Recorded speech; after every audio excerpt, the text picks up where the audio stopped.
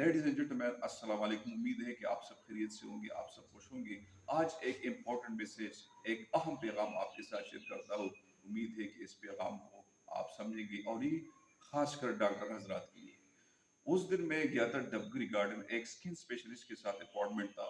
मेरी बेटी का कुछ प्रॉब्लम था स्किन के हवाले से। तो जैसे हमारी बारी आई, हम अंदर चले गए। मैं बाहर आ गया, डॉक्टर ने कहा कि इस बच्ची के साथ कोई एक आप रह सकते हैं। मेरी वाइफ बच्ची के साथ रह गई, लेकिन डॉक्टर ने उनको 1 मिनट में फारिग कर दिया। मेरी अपनी वाइफ से बात हो गई कि क्या हुआ। तो मेरी वाइफ ने कहा कि क्या हुआ, डॉक्टर ने हमारी एक बात भी नहीं सुनी। मैंने इस प्रॉब्लम को डायग्नोज कर लिया और आप लोग जा सकते हैं।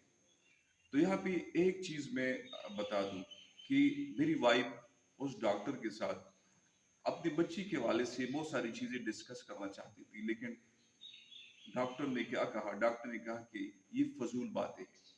मेरा काम है डायग्नोज करना, मैंने डायग्नोज कर लिया। अब मैं ट्रीटमेंट लिखता हूँ और आप लोग जा सकते हैं। तो यहाँ पे एक चीज मैं साइकोलॉजिकल पॉइंट ऑफ व्यू से शेयर कर लूँ कि एक डॉक्टर के लिए डायग्नोज होना भी जरूरी है, लेकिन जो जरूरी चीज है वो है पेशेंट सेटिस्फेक्शन। मरीज का जो इत्मीनान है, मरीज को जो एजुकेट करना है, दैट इज इम्पोर्टेंट। तो रियली मेरी वाइफ का जो माइंड था, जो एटीट्यूड था उस डॉक्टर के हवाले से कि वाकई ये कैसे डॉक्टर है जो कि हमारी बात भी नहीं सुनी, हम अपने प्रॉब्लम के हवाले से डिस्कस करना चाह रहे थे। तो यहाँ पे साइकोलॉजिकल पॉइंट ऑफ व्यू से एक चीज कह दूं कि डॉक्टर का डायग्नोज करना जरूरी होता है, लेकिन सबसे जो जरूरी चीज है वो है पेशेंट सेटिस्फेक्शन।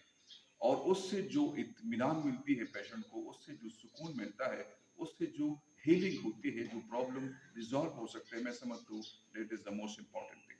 यहाँ पे एक और चीज मैं भी हाईलाइट कर लूँ पेशेंट को लिसनिंग के हवाले से कि वाकई ये पेशेंट की रिस्पॉन्सिबिलिटी, ये पेशेंट का राइट बनता है कि आप उनको सुने।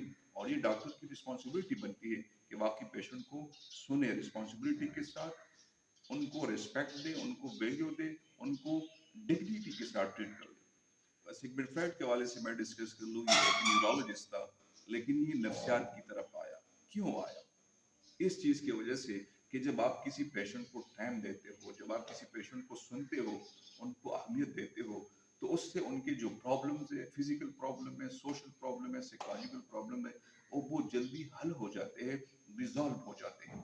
तो बस इसी चीज को हम समझे कि वाकई जहाँ कहीं भी डॉक्टर हो, the most important thing is कि पेशेंट को डिग्निटी के साथ, वैल्यू के साथ ट्रीट कर ले। और उससे जो सेटिस्फेक्शन मिलती है, उससे मरीज जो रिलेशनशिप बिल्डअप होता है, दैट इज इम्पोर्टेंट। और ये उस वक्त हो सकते हैं जब एक डॉक्टर एक मरीज को सुनता है। तो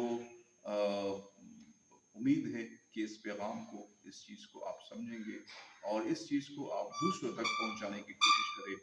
और एक चीज़ एक और भी डिस्कस कर लूँ साइकोलॉजिकल पॉइंट ऑफ व्यू से, जो रिसर्च हुई है कि 40% जनरेशन है, जो यूथ है, वो डॉक्टर्स के पास जाते हैं तो उनको बेसिकली मेडिकल प्रॉब्लम नहीं होता है, उनको बेसिकली साइकोलॉजिकल प्रॉब्लम होता है। लेकिन बदकिस्मती से आजकल के जो प्रोफेशनल्स है, जो डॉक्टर्स है, वो अपनी मरीज को सुनते नहीं है। उनके जो सोशल इशू है, जो साइकोलॉजिकल इशू है, उन पे बात नहीं करते। और मैं समझता हूँ अगर हम इस चीज़ को डिस्कस कर ले कि वाकई हम सोशल इशू पे, हम साइकोलॉजिकल इशू पे बात करें, हम पेशेंट को जितना अहमियत दें, उनको टाइम दें, उनको अटेंशन के साथ, कंसंट्रेशन के साथ, रिस्पेक्ट और डिग्निटी के साथ हम सुने, तो मैं समझता हूँ हमारे बहुत सारे साइकोलॉजिकल प्रॉब्लम, हमारे बहुत सारे physical problems, medical problem resolve हो सकते हैं।